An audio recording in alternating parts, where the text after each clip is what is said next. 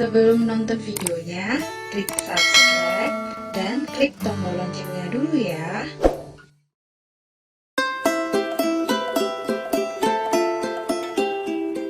Negeri Seribu Pulau. Selain memiliki beragam budaya, keindahan alam, dan hasil bumi, negeri kita tercinta juga kaya akan gunung api. Gunung-gunung ini tersebar di sepanjang Pulau Sumatera, Jawa, Bali, Sumbawa, Lombok, Flores, Sulawesi, hingga Maluku. Rangkaian gunung api yang membentang di sepanjang tanah air ini dikenal dunia internasional sebagai Ring of Fire. Dengan total gunung berapi sebanyak 127 atau 13% dari jumlah gunung api aktif di dunia. Mengapa di negeri kita banyak terdapat gunung api? Ini karena Indonesia terletak pada pertemuan tiga lempeng tektonik besar, yaitu Eurasia, Indo-Australia, dan Pasifik. Setiap tahun, lempeng Indo-Australia dan Pasifik bergeser beberapa sentimeter. Pergerakan ini menyebabkan magma dapat naik dan membentuk kerucut-kerucut gunung api. Gunung api tersebut dapat mengakibatkan bencana. Contohnya peristiwa erupsi Gunung Tambora di Pulau Sumbawa, tepatnya di Kabupaten Bima, Nusa Tenggara Barat pada April 1815. Ini merupakan erupsi gunung api terdahsyat yang pernah melanda Indonesia. Selain menelan lebih dari 92.000 korban jiwa, erupsi gunung api ini juga mengakibatkan perubahan iklim. Erupsi yang tak kalah dahsyatnya terjadi pada Gunung Krakatau yang berada di Selat Sunda. Gunung yang meletus pada Agustus 1883 itu memicu gelombang tsunami dan mengakibatkan lebih dari 36.000 orang meninggal. Ini hanya 2 kasus erupsi gunung yang terjadi di Indonesia. Masih banyak contoh erupsi gunung api seperti Gunung Merapi, Gunung Kelut, dan Gunung Sinabung. Lalu apa sebenarnya yang membuat gunung api mengalami erupsi? Erupsi gunung ini terjadi karena magma yang tersimpan di kawah yang berada di dalam gunung api menyembur keluar akibat tekanan dan suhu yang tinggi. Dalam keadaan seperti ini, ada banyak bahaya yang bisa mengancam keselamatan penduduk di sekitarnya. Yang pertama adalah aliran piroklastik atau awan panas. Masyarakat lokal di kawasan Gunung Merapi sering menyebutnya sebagai wedus gembel. Awan panas yang berembus dari puncak gunung ke dataran rendah atau lembah ini memiliki kecepatan hingga ratusan kilometer per jam dengan jangkauan aliran mencapai puluhan kilometer. Suhu udara yang dihembuskan oleh awan panas dapat mencapai ratusan derajat Celcius. Kedua adalah leleran lava. Ini merupakan bahan vulkanik cair yang panasnya juga mencapai ratusan derajat Celcius. Tak pelak, semua yang dilaluinya akan hangus terbakar. Ketiga adalah jatuhan piroklastik berupa lontaran material vulkanik sampai hujan abu. Jika tidak diantisipasi, lontaran material vulkanik ini dapat mengakibatkan korban jiwa. Sementara itu, hujan abu dapat menimbulkan sakit mata dan infeksi saluran pernapasan, kerusakan lahan, dan mengubah cuaca. Bagi dunia penerbangan, hujan abu ini juga bisa merusak mesin pesawat yang berakibat pada tertundanya jadwal penerbangan. Keempat, saat erupsi, gunung api juga dapat mengeluarkan lahar erupsi. Ini terjadi pada gunung api yang mempunyai danau kawah. Lahar erupsi berupa air, lumpur, pasir, dan kerikil ini akan mengalir ke lereng hingga lembah gunung. Yang patut diwaspadai saat erupsi gunung api adalah gas vulkanik beracun. Pada umumnya, gas beracun yang dikeluarkan antara lain karbon monoksida atau CO, karbon dioksida atau CO2, hidrogen sianida atau HCN, hidrogen sulfida atau H2S, dan belerang dioksida alias SO2. Sedangkan bahaya tidak langsung dari erupsi gunung api adalah lahar hujan. Ini terjadi apabila material hasil erupsi gunung api yang diendapkan di sekitar puncak dan lereng terangkut oleh hujan atau air permukaan melalui lembah atau sungai. Aliran lahar berupa lumpur yang sangat pekat ini dapat menyapu apa saja yang dilaluinya. Dengan begitu banyak faktor yang bisa mengancam keselamatan jiwa saat terjadi erupsi gunung api, pemerintah terus berupaya dengan berbagai cara untuk meminimalisasi jatuhnya korban. Salah satunya dengan membagi tingkatan kawasan berdasarkan sejarah kejadian dan identifikasi potensi ancaman bahaya gunung api yang disebut dengan kawasan rawan bencana atau KRB. KRB 3 merupakan kawasan yang sangat berpotensi terlanda awan panas, aliran lava, guguran lava, lontaran batu pijar, dan atau gas beracun. KRB 2 merupakan kawasan yang berpotensi terlanda awan panas, aliran lava, lontaran batu pijar, guguran lava, hujan abu lebat, hujan lumpur panas, aliran lahar, dan atau gas beracun. Lalu, KRB 1 merupakan kawasan yang berpotensi terlanda lahar, tertimpa material jatuhan berupa hujan abu, dan atau air dengan keasaman tinggi. Untuk penetapan status aktivitas gunung api, pemerintah memberikan 4 tingkatan. Level 1 atau normal, artinya gunung api tidak memperlihatkan adanya kelainan yang membahayakan. Level 2, waspada. Di level ini, aktivitas gunung api mengalami kelainan baik secara visual maupun instrumental dan gejala vulkanik lainnya. Level 3, siaga. Pada tingkatan ini, perubahan aktivitas gunung api cenderung diikuti erupsi. Level 4, awas. Ini merupakan tingkatan paling tinggi dan biasanya diikuti dengan erupsi. Sebenarnya, masyarakat juga bisa melakukan pantauan sendiri terhadap aktivitas gunung api dengan melihat tanda-tanda alam yang terjadi. Antara lain, adanya bau belerang atau terdengar gemuruh dengan radius hingga lebih dari 1 km. Terjadinya perubahan warna asap kawah, air danau kawah berubah jadi keruh. Terlihat titik api diam di puncak atau kawah. Lalu, adanya hujan abu tipis dan guguran batuan atau lava pijar dari puncak. Jika tanda-tanda itu terlihat, langkah pertama yang harus dilakukan adalah tetap tenang dan tidak perlu panik. Namun, kita harus selalu waspada dan mendengarkan informasi dan arahan dari pemerintah atau instansi berwenang. Erupsi gunung api merupakan gejala alam yang bisa terjadi kapan saja dan tak dapat dicegah. Namun, kita bisa meminimalisasi dampak yang ditimbulkannya dengan selalu siaga dan membekali diri dengan pengetahuan yang memadai tentang karakteristik gunung api.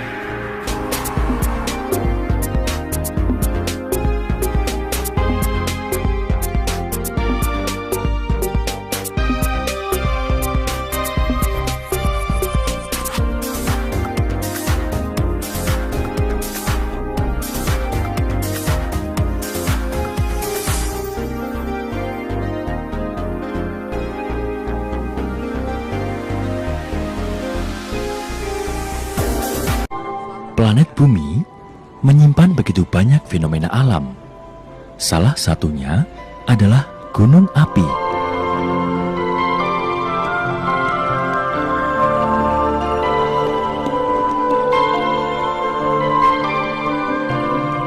Struktur bumi terdiri dari beberapa lapisan. Lapisan paling atas adalah lempeng tektonik yang terdiri dari beberapa potongan dan mempunyai bentuk tidak beraturan. Lempeng inilah yang membentuk benua-benua dan saling bergerak satu dengan yang lainnya. Gerakan lempeng tersebut bisa saling mendekat, menjauh, atau bergeser secara horizontal. Gunung api adalah hasil aktivitas magma yang naik ke permukaan bumi dan biasanya terbentuk pada batas-batas lempeng yang bergerak.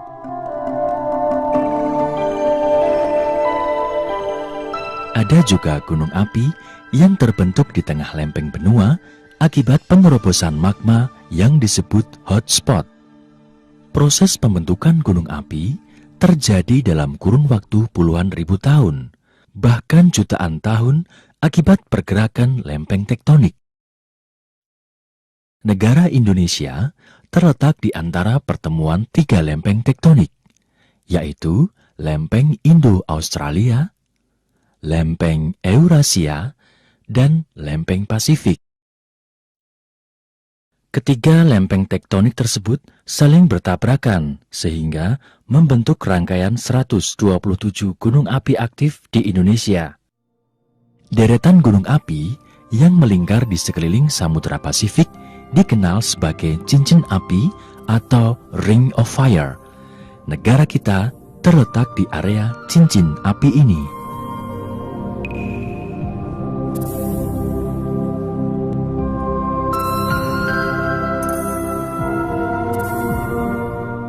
Berdasarkan struktur luar atau morfologinya, gunung api dapat dibagi atas 3 bentuk, yaitu: pertama adalah bentuk gunung api perisai. Bentuk ini terjadi karena magma encer keluar dari pipa kepundan berdiameter lebar, khususnya keluar dari rekahan. Jenis ini dijumpai di Amerika Serikat, Islandia, dan Kolombia.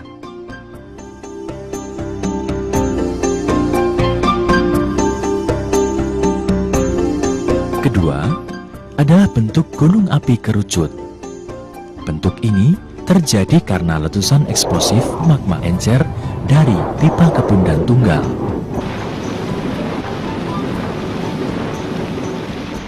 Ketiga, bentuk stratovolcano atau gunung api komposit. Terbentuk dari lava yang lebih kental dengan letusan eksplosif. Tubuh gunung api ini terbentuk berlapis dari endapan aliran dan jatuhan piroklastik serta aliran lava. Mayoritas gunung api di Indonesia adalah stratovolcano atau gunung api komposit.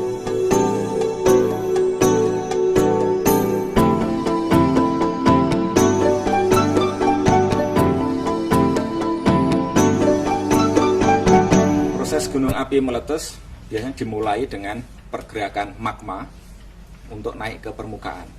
Karena dia mempunyai densitas atau berat jenis yang lebih ringan daripada batuan, kemudian dia itu panas, dan dia tersusun dari cairan, kemudian ada gasnya, kemudian ada kristalnya yang berbentuk solid, sehingga dia mempunyai kecenderungan untuk naik ke atas. Ada 2 sifat erupsi gunung api yang dipengaruhi oleh jenis magma, kandungan gas, dan sistem vulkanik dari gunung api.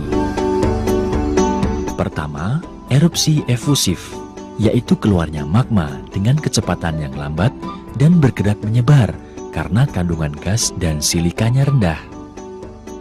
Kedua, erupsi eksplosif, yaitu keluarnya magma dengan arah letusan vertikal tanpa diawali dengan pembentukan kubah lava, karena kandungan gas dan silikanya tinggi.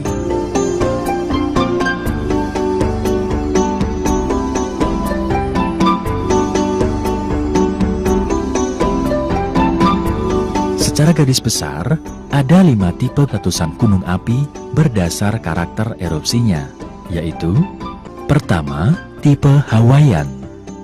Magma yang dikandung sangat encer dan tekanannya rendah, sehingga aliran lava keluar dari celah-celah sepanjang gunung api. Gunung api ini banyak ditemukan di Hawaii.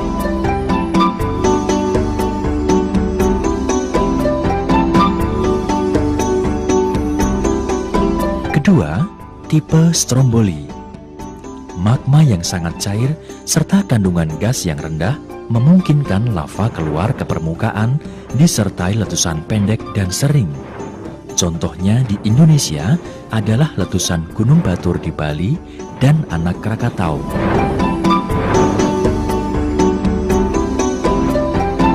Ketiga, tipe Vulkanian. Letusannya kecil hingga sedang, membentuk kolom letusan kurang dari 20 km dan berlangsung beberapa menit. Letusannya eksplosif, melontarkan bom vulkanik yang berasal dari magma. Contoh letusan semacam ini adalah Gunung Rinjani. Keempat, tipe Surtsean. Sangat dramatis karena pengaruh interaksi air laut terhadap erupsinya dan melahirkan sebuah pulau baru. Walaupun magmanya basaltik, letusannya eksplosif karena tekanan uap air yang terjebak di dalamnya. Nama ini diambil dari Gunung Surtsey di Atlantik Utara yang meletus pada tahun 1967. Kelima, tipe Plinian. Letusannya mempunyai tekanan gas sangat kuat, membentuk kolom letusan vertikal dengan ketinggian mencapai 20 sampai 35 km. Magmanya asam dan sifatnya sangat kental. Letusan tipe ini bersifat merusak, bahkan bisa mempengaruhi iklim di bumi. Contohnya adalah Gunung Tambora dan Krakatau.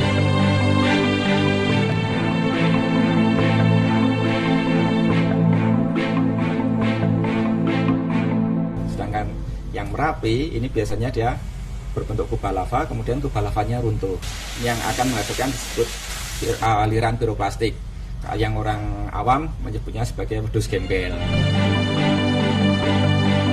Erupsi yang di tahun 2010 ini yang sedikit berbeda karena ada letusannya.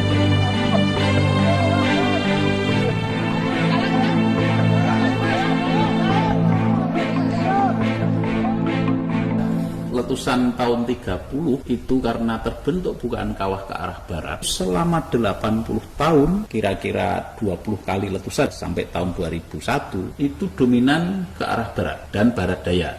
Setelah itu baru tahun 2006 terjadi perubahan arah letusan yang dulunya orang itu tidak percaya bahwa Merapi itu akan meletus ke arah selatan, tetapi tahun 2006 membalik keadaan atau persepsi masyarakat. Ternyata Merapi bisa meletus berubah arah ke arah selatan. Tahun 2006 itu letusannya normal, hanya terjadi perubahan arah, itu yang perlu dicatat. Baru tahun 2010 ya, ketika terjadi letusan eksplosif, arah utama awan panasnya mencapai lebih dari 15 km ke arah barat.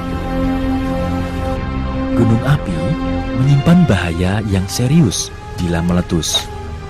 Ada bahaya primer yang berupa lava pijar, awan panas atau piroklastik, dan abu vulkanik. Kemudian ada bahaya sekunder yang berupa lahar hujan. Material lepas hasil letusan yang tersisa di lereng gunung api akan mengalir turun apabila terjadi hujan di puncak gunung api.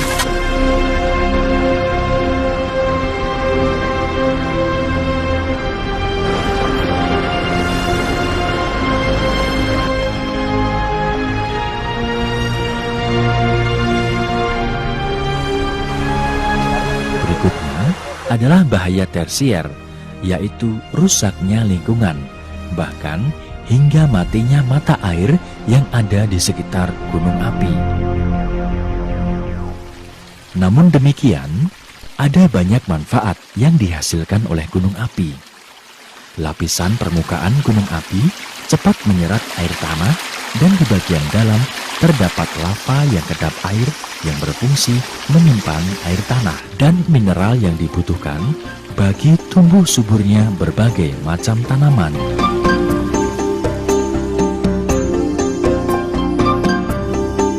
Di dalam perut gunung api dihasilkan uap panas bumi dan bahan tambang yang melimpah.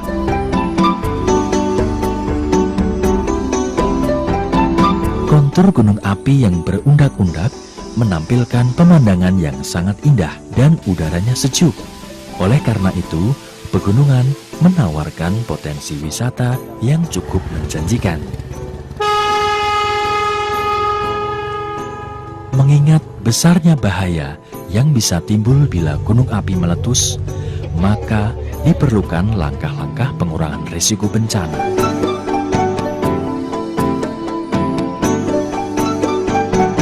Untuk cuaca cerahnya nihil. Apakah dari pos ngepos Pemantauan gunung api secara berkelanjutan dengan peralatan canggih serta berbagai bentuk proses penyadaran masyarakat merupakan langkah preventif demi meminimalisir korban yang ditimbulkan oleh letusan gunung api. Mestinya demikian, karena untuk mengenal dan mendeteksi gejala alam yang kadang-kadang sangat halus itu di luar kemampuan indera manusia. Untuk mengetahui aktivitas, maka alat yang paling bisa diandalkan saat ini adalah seismometer atau seismograf yang biasanya ditempatkan di lereng gunung api. Di dalam memberikan peringatan dini, prediksi harus didukung oleh data-data pemantauan yang aktual. Ada pemantauan visual untuk melihat apakah sudah ada deformasi, apakah daerah puncak itu sudah membumbung atau mengembang. Kubah ini itu terjadi akumulasi tekanan. Kalau terjadi akumulasi tekanan, itu akan menyebabkan perubahan bentuk tubuh gunung ini.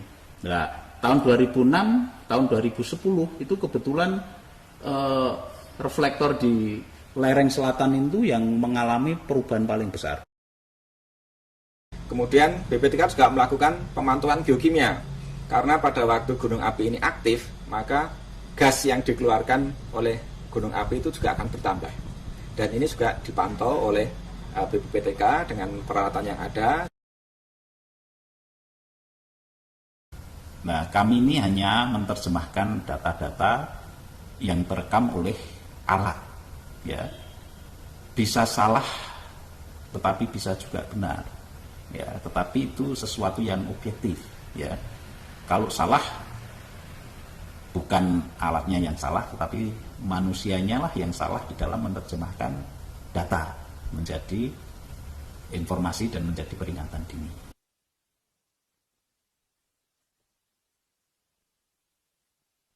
Pemahaman masyarakat terhadap fenomena alam harus berubah. Konsep living in harmony, ya, jadi selaras dengan alam itu menurut hemat saya bukan alam yang menyesuaikan dengan kehendak manusia, tetapi manusialah yang harus menyesuaikan dengan perubahan alam. Jadi kita harus tahu kapan akan ada bencana, kemudian tanda-tanda itu bencana apa untuk keselamatan kita sendiri. Bukan untuk kita supaya takut, tapi supaya kita tetap selamat.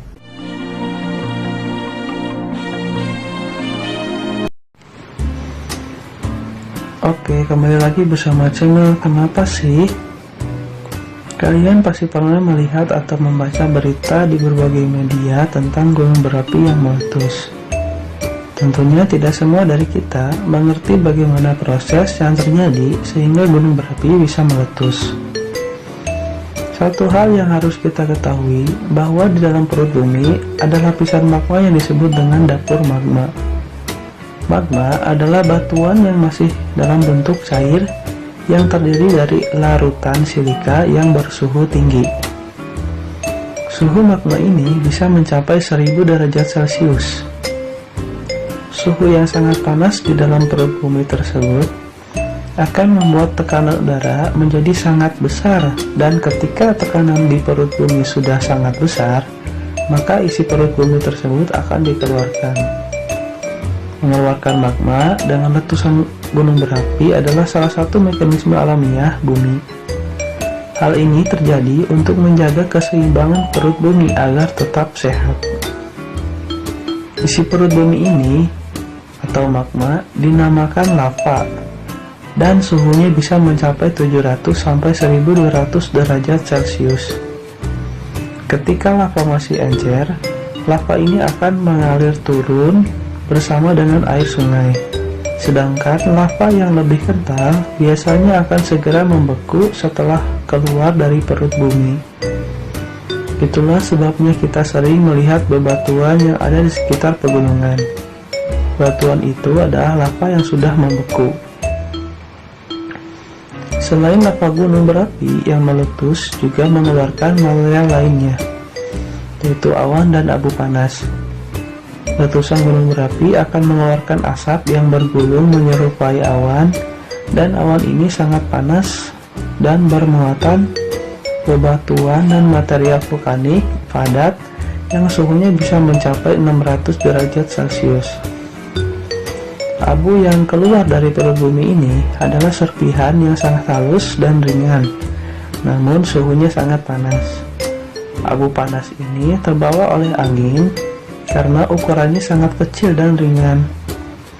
Abu tersebut bisa bergerak ke segala arah dengan jarak puluhan hingga ratusan kilometer dari pusat letusan.